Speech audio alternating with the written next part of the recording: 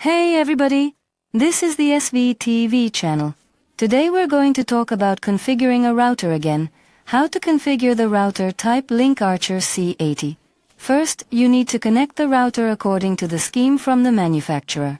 On the front panel, there are status indicators of the router. On the back of the router, plug the power cable into the power connector, the internet cable into the blue WAN connector. Also nearby are yellow LAN ports for connecting a desktop computer with an Ethernet cable or other wired devices, TV, media set-top box, game console. There is a power button, a WPS button for fast Wi-Fi connection, and reset to reboot the router or reset it to factory settings. Then press the power button. You will see the operation of the indicators on the front of the router.